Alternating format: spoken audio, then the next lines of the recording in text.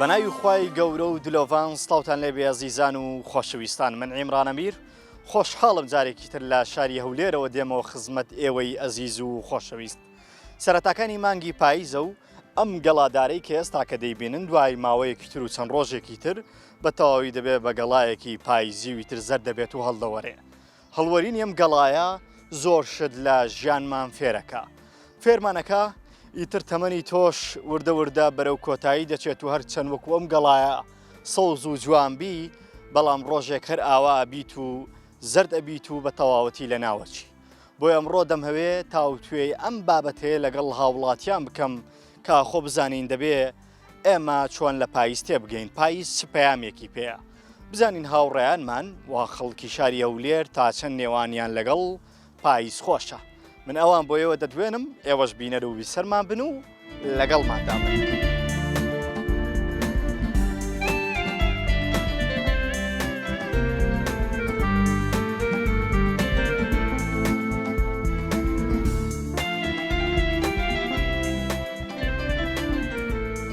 وەرزی پاییز هاتووە.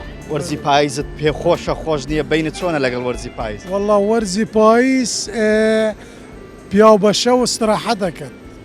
ئارێ والله شەوەکەی درێژە، شەوەکەی درێژە، هەر لۆ عیبادەتیش هەر بەشەریش استراحەتەکەن.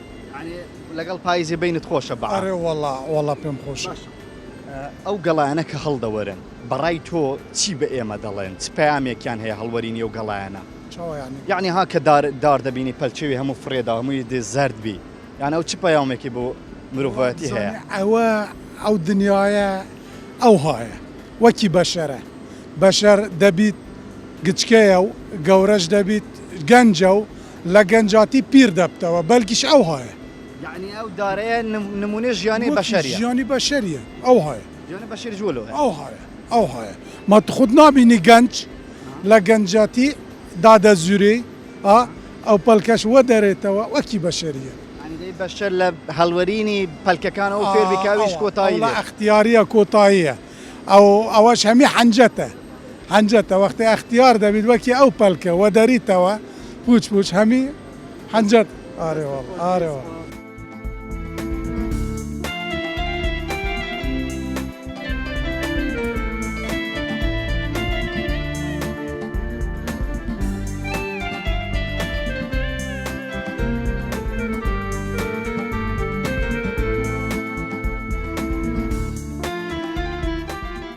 ئێستا وەرزی پاییزە بەگشتی تۆ لەگەڵ وەرزی پاییزا چۆنی؟ تا چەند پاییزت پێ خۆشە؟ پاییز کۆمەڵێک هۆکار و ئەسبابی هەیە. یەک لەو هۆکار و ئەسبابانە پاییز پێمان دەڵێ خوای گەورەکە ئینسانی خەڵق کردووە دەیشوبهێنێ وەکو پاییز. دیارە مرۆڤ کاتێک کە بوونی دەبی ئەبێ هەڵوەرێش، ئەبێ بمرێش. فەسلەکانی پاییزیش کە بابرن خوای گەورەکە 4 فەسلی داناوە و بە تایبەتی پاییزیش کە گەڵای دار هەرەوەرێ و کۆمەرێک یعنی ئەسبابی هەیە. من ئەیشوبهێنمەوە بەوەی کە خوای گەورە پێمان دەرێتن دەرێ ئەی مرۆڤ ئەگەر گوناحباری تۆبەی بکە، کاتی ئەوەیە کە تۆبەی بکەیت. بەڕای جەنابەت ئینسانیش ڕۆژێکدا دێوەکو و گەڵایانە هەڵدەوەرێ؟ مردن نمونەی هەڵوەرینی و گەڵایانەیە؟ بەڵێ بێگومان مردنە ئەو گەڵایە پێمان دەرێ، خوای گەورە پێمان دەرێتن ئێوەش ئەوە هەردەوەرێن وەکو گەڵای پاییز. بۆیە ئێمە لە پاییز بەڕای تۆ چ سوودێک ببینین؟ ینی پاییز بکەین بەچی بەڕای تۆ؟ وەڵا بۆ ئەو کەسانەی کەوا غافڵن لە خوای گەورە بگەڕێنەوە. یعنی ئیدی ژیانە تەمەنە لە مناڵی بۆ هەرزەکاری، بۆ گەنجێتی، بۆ هەرزەکاری، لە گەنجێتی لەو بابرێن کامل بوون، لە کامل بوونیش ئیدی بۆ پیری، لە پیریش ئینا لیلله و ئینا ئیلەیهی ڕاجعون. شەوەکانی پاییز درێژ دەبێت. ئەنی بێگومان ئێستا شەو کورتە وردە شەو درێژ دەبێت. ئێمە بەڕای تۆ چۆنی سفادە لە شەوەکان بکەین؟ وەکو عولەمایان باز دەکەن بینەران دەڵێ ئێمە زۆری سفادەمان وە زۆر پێمان خۆشە پاییز بێ بۆی کە شەوان عیبادەتی زیاتر بکەین. بەڕای تۆ ئێمە پێویستە چۆنی سفادە لەم شەوانە بکەین؟ وەڵا خۆمان بەڕاستی بەداخەوە لەو سەردەمەی ئیساکانە دەژین شەوە درێژەکانمان بە فەیسبوک و بە دنیای ئەنتەرنێت بەسەر بردووە بەڵام لێرەشدا ئیسیفادەیەک هەیە لە پاییز ئەویش بە عوکمی ئەوەی کە شەوەکانمان درێژە ئەتوانی خۆت لەگەر خوای گەورە بەڕاستی یەکلا بکەوە بەڵێ گوناحمان کردیە بەڵێ تاوانمان هەیە بەڵێ کۆمەڵێک شتێکمان کردووە لەوانەیە نیگەرانی خوای گەورەی پێوە دیاربی بەڵام دەکرێت ئەو فەسڵەی بکەینە مایە ئەوەی خۆمان لەگەر خوای گەورە چاکەینەوە.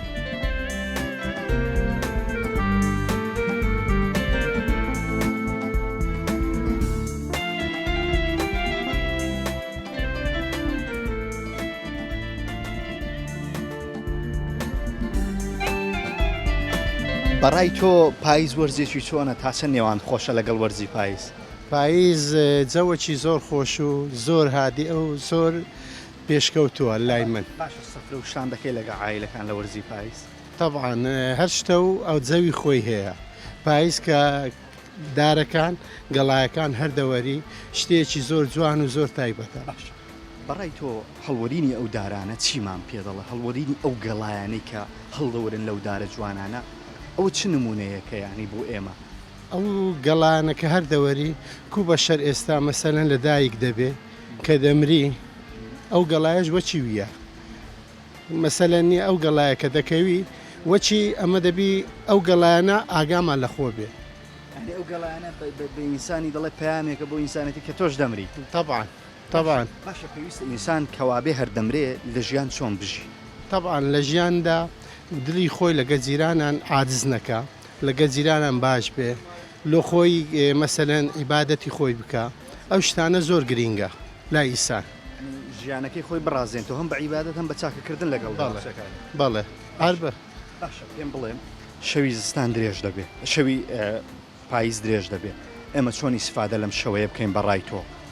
وەڵڵاو جار لەگەر ماڵ و مندار باش بێ ئەتوو ئەگە پێت بکرێ عیبادەتی خوای بکەی گەڕام بکەی سەفەر بکەی مەسەلەن دەچێت دەور و جیرانی خۆت لەگە برایەکان باش بێ سیلێ ڕەحم بەجێبێنی ئەوە زۆر ئەساسە. بەڵای زان و خۆشەویستانەوەی بینیتان بەشێک لە ڕاوسەرنجی هاوڵاتیانی شاری هەولێر بوو کە هەر یەکێکیان بە جۆرێ باسی وەرزی پاییزیان کرد بەلای بشێکیان زۆر خۆش بوو هەنێکیانیش پێیان وا وەرزێکی ناخۆشە لەبەرۆی گەڵا جوانەکان دەبینین هەمووی هەڵدەوەرێ بەڵام کۆی گشتیەوانەی کە دواندوومە تا ئێستا پێیان وایە وەرزی پاییز هەمان مانای ژیانی ئینسانی هەیە کە چۆنم گەڵایانە هەڵدەوەرن ڕۆژێدا دێ ژیانی ئینسانیش ئاوا هەڵدەوەرێت و کۆتایی پێدێ. من ناوبڕێ دەسمە لای ناوبڕەیەکی کورد و دێمەوە خزمەتی عەزیز و خۆشەویست و لە بەرنامەکەم لەگەڵتان بەردەوام دەم و خەڵکی شاری هەولێرتان بۆ وەردەگرم بزانین پاییز لایەوان چی دەگەێنێ.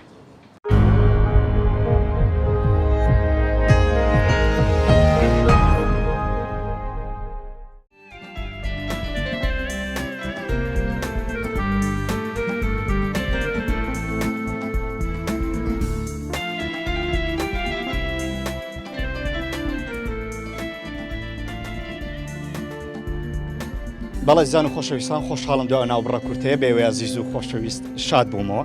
ئێستا لەگەڵ سازژەنێکم کە بەڕاستی بە دەست و پەنجەکانی شتی زۆر خۆش دەژەنی و لە بازاڕی هەولێر کەسێکی ناسراوە با تۆزێ گوێ لەم سازەیە بگرین دواتر کۆمەڵە گفتوگۆ لەسەر پاییزیش دەکەین.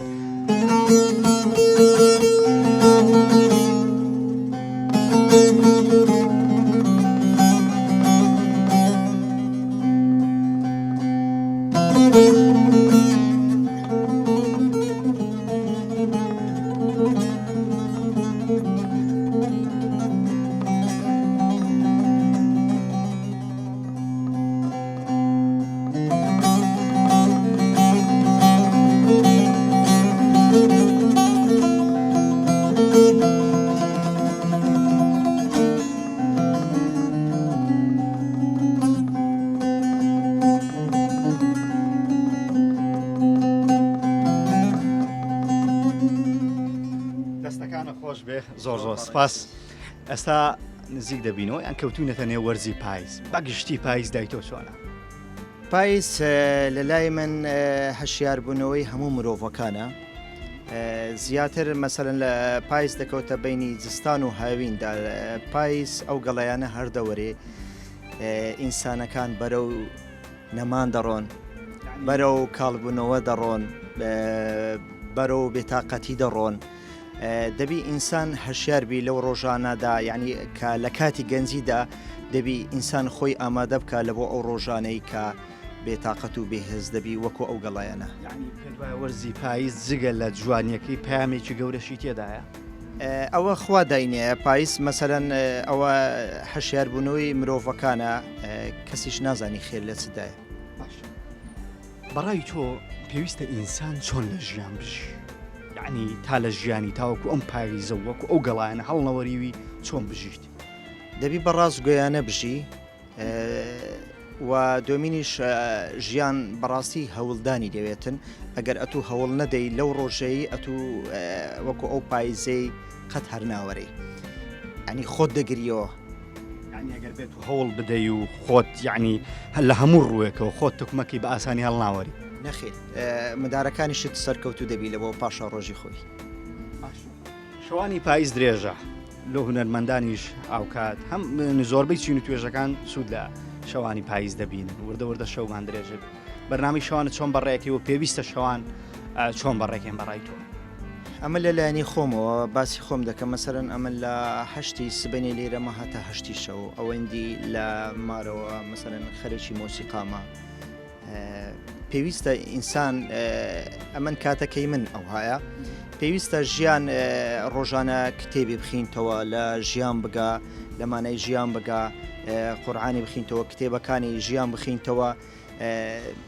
هەرسو کەوت لەگەر حیلەکەی خۆی و لەگە مندارەکانی خۆی ئەدیکۆدی و پێویستە ئەگەر ئەتو داک و باب نەبی بە تەمای خەڵک کو یارمەتی مندارەکان دەداگات و بە خۆت تێدا نەبی ئەگەر ئەتو بە خۆت باش نەبی خەڵکیش باش ناوی بەرامبەر مندارەکانی خۆت بەڕای تۆ ئەو شەوە درێژێ پێویستە بکرێتەوەی کە لەگەڵ خێزانەکانتان لەگەڵ باڵ و منداڵتان دووبارە یعنی ئەکتیڤ ببنەوە و هاوکات چۆن بڵێ باوک ئامۆژگاری منداڵکە منداڵ پێویستە گوێ لە باوە بگرێت پێویستە دەبێ ئامۆژگاری دایک و بابک جێبگریتن ڕۆژانە مەسەرەن خوێندنەوەیە مەسەرەن ئامۆژگاری مندارەکانە کە چیان کردیەوە چیان کردیەوە هەتا خێزانەکەی خۆشت مەسەرەن وەکو پیاو لە دەرێ نییە ئەوەندا پێویستی بە هەندە شتەیە جار بەجار بیان بێ دەرێ مندارەکان بگەڕێنی شوێنەکانی پێنیشاندەی ئێرە چێن دەرە ئێرە چێن دەرە تا شارەزایی خۆی و ژیان بن پاییز بەگشتی بەلای تۆ وەرزێکی چۆنە وڵی پاییز و خۆی لە خۆیدا جوانە تێگەشتوویەکی جوانی هەیە بەس لە ئێستادا خەڵک لە پاییز ناگات پاییز مانایەکی زۆر جوانی هەیە پاییز کە گەڵایەکان ئەوەرێ مانای ئەوەیە ئینسانەکان بە خۆیان نابچنەوە کە سەوز دەبێت سەوز و جوانە بێت لە خۆباییە بێت دوایی ئەوەرێت ئیتر ئینسانەکان ئەبێت بزان مانای پاییز ئەوەیە کە ڕۆژێک ئاوا ئەوەرێت بەڕای تۆ پاییز جگە لە وەرزە جوانەکەی پامێکی جوانیی تێدا پامێکی زۆر جوانی تیا ئینسانەکان بە خۆیان نابستنەوە بە خۆیانە نەنازن کە وەکو درەختێک کە گەڵا و گوڵی جوانەگرێت لە پاییزە هەمووی ئەوەرێت ئیتر بۆ ئینسانەکانە پامێکە کە لە خۆبایی نەبن خۆ بە زرزان نەبن ڕۆژێک وەکو ئەو گەڵایە ئەوەرن پێم بڵێ یعنی بەر لەوەی وەکو گەڵاکان هەڵوەرین پێویستە لە ژیان چۆن بژین ئەبێ لە ژیانە زۆر بە سەربەستی بژین بە دڵێکی فراوان بژن مانای هاوڕێتی و برا و کەسوکاری بزانن مانای دڵسۆزی بزانن ڕۆژ ئەو دنیاە مردنی تایە وەکو ئەو گەڵایە ڕۆژێک دادێ ئەمرن و ئەڕۆنە ژێر ئەو خاکە تۆزە لە جدیا دەربێن پێم بڵێ لەگەر وەرزی پاییز سەفەر و مەفەرانەکەیان نا وەرزی پاییز دەڵێن لۆ سەفرەی زۆر خۆشە سەفەر و سەیرانانەکەی وڵای خۆم سەفەرم نەکردووە لە پاییزە بیکە بەخوا و گەڵانەوە نەجوانەکە هەڵدەوەری ئەنی هەر حەزەکەی ئەو گەڵا گەورانە بەدەستگری ڕاستەکەی وایە وەڵای من لە پاییزا دەرنەچوم بەڕاستی بۆ ینی کەیفە بە وەرزەکە نایە یاخود مەجال نەبووە مانای جوانە بەخشێ بەس سوتفەی نەکردووە بەڕاستی کە بن لە پاییزا بڕۆمە دەرەوە ئیگنا عەزەکەم سێم چوارەم ڕۆژی پاییزەی تر لەو ڕۆ مەجالەکە بوو بڕۆ دەرەوە ئیشاڵڵا ئەچم زۆر سپاس دەکەم با قوربان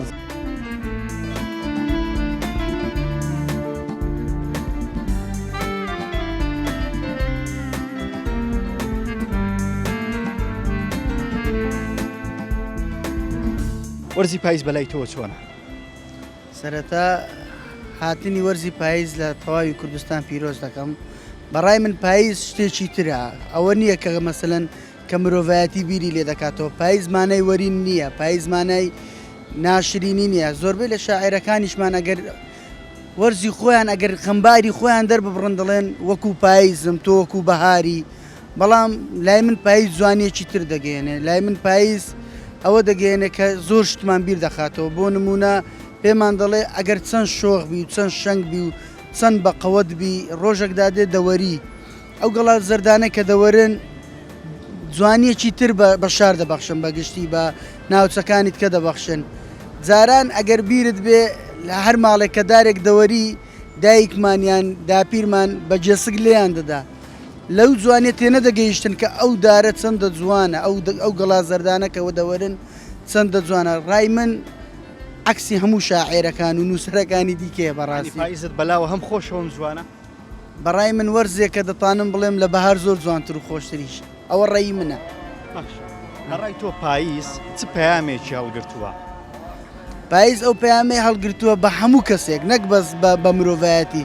تەنانەت دەتان برێن بە تەواوی خوڵقاوەکان دەرێتن، پێیان دەرێ کاکە ڕۆژێک دادێت چەند بە قەوەت بی، شێر بی، پڵنگ بی، ڕیوی بی، دەوەری دەکەوی عیلاجی تێدا نییە. کەواتە ژیان کۆتایی دێ. ئەوە جوانترین پەیامی پاییزە. باشە. خوددا لە ساڵێکدا جارێک بە پاییز ئەومان بەبیر دێنێتەوە بەڕێی من. پێم بڵێ پێویستە چۆن لە ژیان بژین لە کاتێکا دەزانین هەموو ژیانێک پاییزێکی تێدایە. وا حەز نەکەین هەموو ڕۆژێ بەهارێکە بۆ ئێمە. پاییزیش دێ و هاوینیش دێ و زستانیش دێ. بەهاری مەژی ئەو هەمەژی بڵێ هەر ئەمنم و هەر ئەمنیش دەبم، چونکە پاییز دێ لە ساڵێکدا جارێک پاییز دێ.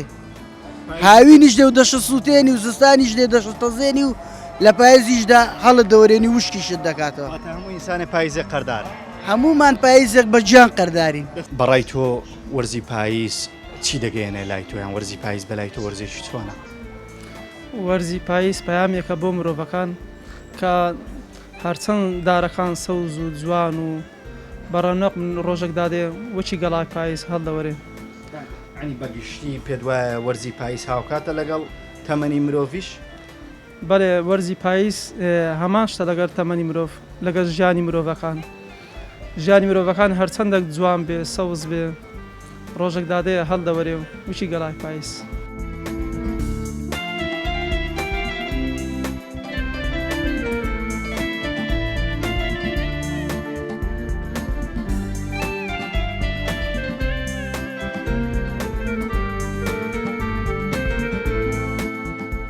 بەڵێزان و خۆشەویستانەوەی بینیتان بەشێک لە ڕاوسەرنجیا وڵاتانی شاری هەولێر بوو کە بەشێکی زۆریان پاییزیان بە هەڵوەرینی تەمەنی ئینسان دەشوپان. پێیان وایە وەرزی پاییز جوانترین پەیامکەتیدایە ئەوەیە کە تۆ چەند شەنگ و شۆخ و جوان بیوەکو بەهار ڕۆژێدا دێ کۆتاییت پێدێ و ئیتر تەمەنی تۆش هەڵەوەری.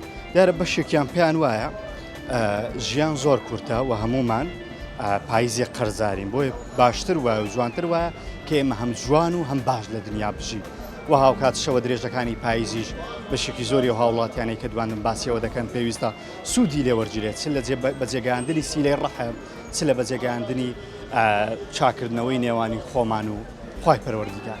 ئەڵقەی ئەمجارەی بەرنامەی پەیامی تۆم پێشکەشکردن تایبەت بە پاییز. تاڵقەیەکی تر و بەرنامەیەکی تر بەوەی عەزیز و خۆشەویست شاد دەبمەوە. بەخوای گەورەتان دەسپێرم، سپاردەی خوا بێت.